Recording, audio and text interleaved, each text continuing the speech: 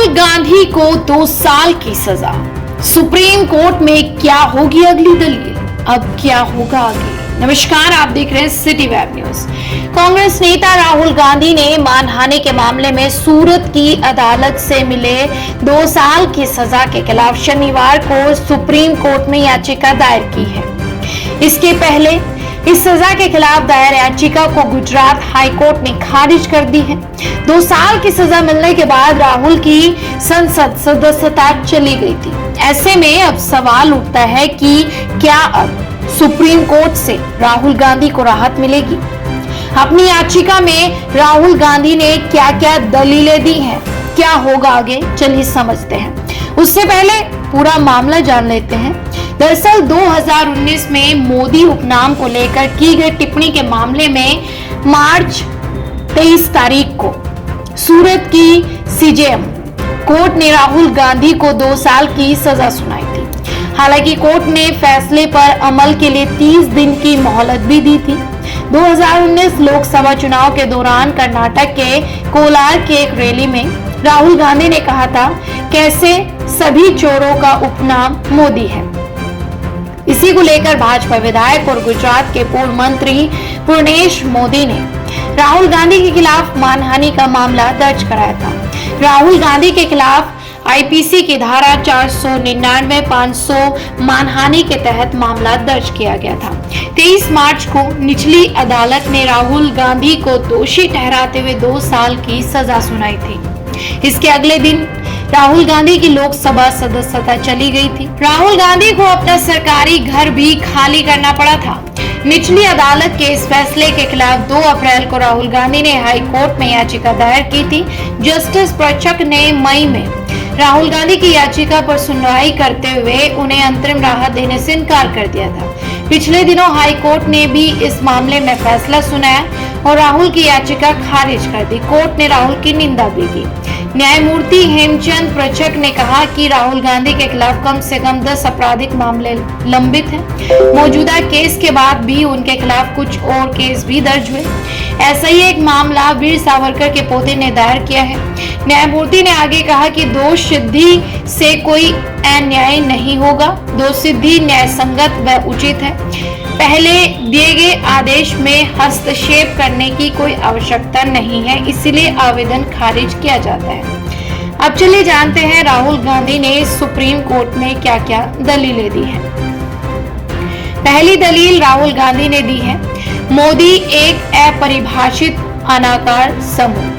IPC की धारा 499, 500 के तहत मानहानि का अपराध केवल एक परिभाषित समूह के मामले में लगता है।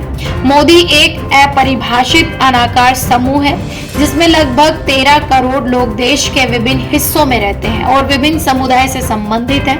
ऐसे में आईपीसी की धारा 499 के तहत मोदी शब्द व्यक्तियों के संघ या संग्रह की किसी भी श्रेणी में नहीं आता है। दूसरा, टिप्पणी शिकायतकर्ता के खिलाफ नहीं थी। रैली में ललित मोदी और नीरव मोदी का जिक्र करने के बाद सभी चोरों का उपनाम एक जैसा क्यों होता है, कहा गया था। ये टिप्पणी विशेष रूप से कुछ निर्दिष्ट व्यक्तियों को संदर्भित करती है और शिकायतकर्ता पूर्णेश ईश्वर भाई मोदी को उक्त टिप्पणी से बदनाम नहीं किया जा सकता। मतलब ये टिप्पणी पूर्णेश मोदी को लेकर नहीं की गई थी, इसीलिए उनके आरोप गलत है। तीसरा, शिकायतकर्ता ने ये नहीं बताया कि वे इस बयान से कैसे प्रभावित हुए।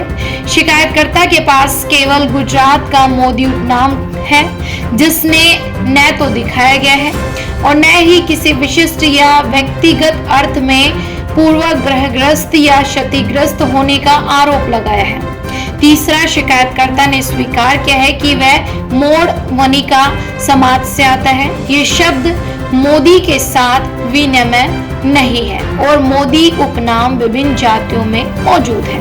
वहीं चौथा, आपको बता दें कि बदनाम करने का कोई इरादा नहीं। टिप्पणी 2019 के लोकसभा चुनाव अभियान के दौरान दिए गए एक राजनीतिक भाषण का हिस्सा थी। इसके जरिए शिकायतकर्ता को बदनाम करने का कोई इरादा नहीं था, इसीलिए अपराध के लिए मानवीय कारण का अभाव है। वहीं पांचवी दलील, उच्च न्यायालय ने ये मानने में गलती की कि अपराध के लिए कठोरतम सजा की आवश्यकता है। लोकतांत्रिक राजनीतिक गतिविधि के दौरान आर्थिक अपराधियों और प्रधानमंत्री नरेंद्र मोदी की आलोचना करने वाले एक राजनीतिक भाषण को नैतिक अधमता का कार्य माना गया। इसमें कठोर सजा मिलना गलत है।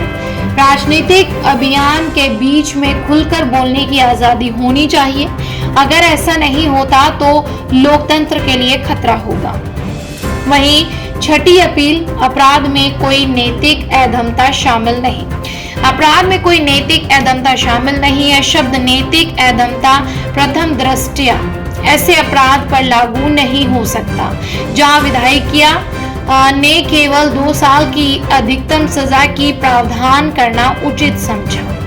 यह अपराध जमानती और गैर संज्ञेय भी है और इसीलिए इसे जघन्य नहीं माना जा सकता। वहीं 7वीं अपील, याचिकाकर्ता और उसके निर्वाचन क्षेत्र को हुई अपूरणीय क्षति। अधिकतम 2 साल की सजा मिलने के चलते याचिकाकर्ता को संसद से अयोग्य ठहरा दिया गया है।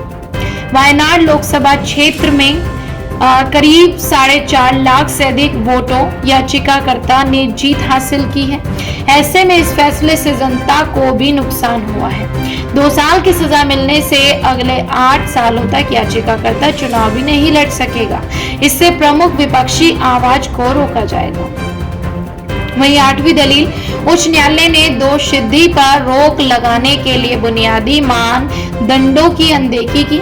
सजा के निलंबन के 2 मजबूत आधार बन सकते हैं। पहला आधार, इसमें कोई गंभीर अपराध शामिल नहीं है जो मौत, आजीवन कारावास या एक अवधि के कारावास 2 साल से कम दंडनीय है। दूसरा, शामिल अपराध में नैतिक अधमता शामिल नहीं होनी चाहिए। याचिकाकर्ता के मामले में ये दोनों शर्तें पूरी होती हैं, फिर भी उच्च न्यायालय ने अपराध को नैतिक अधमता से जुड़ा हुआ मानकर दोष सिद्धि को निलंबित नहीं करने का निर्णय लिया। वहीं आखिरी दलील में उच्च न्यायालय का आदेश स्वतंत्र भाषण लोकतांत्रिक प्रक्रिया को प्रभावित करते हैं। यदि लागू फैसले पर रोक नहीं लगाई गई तो ये स्वतंत्र भाषण, स्वतंत्र अभिव्यक्ति, स्वतंत्र विचार और स्वतंत्र बयान का गला घोट देगा। ये लोकतांत्रिक संस्थाओं को व्यवस्थित बार बार कमजोर करने और इसके परिणाम स्वरूप लोकतंत्र का गला घोटने में योगदान देगा, जो भारत के राजनीतिक माहौल और भविष्य के लिए गंभीर रूप से हानिकारक होगा। यदि राजनीतिक व्यंग को आधार उद्देश्य माना जाए तो कोई भी राजनीतिक भाषण जो सरकार की आलोचनात्मक हो, नैतिक अधमता का कार्य बन जाए, ये लोकतंत्र की नींव को पूरी तरह से नष्ट कर देगा। फिलहाल के लिए बस इतना ही। इस खबर से जुड़ी अपडेट जानने के लिए आप बने रहे सिटी वेब के साथ। चैनल पर नए हैं तो चैनल को सब्सक्राइब जरूर करें।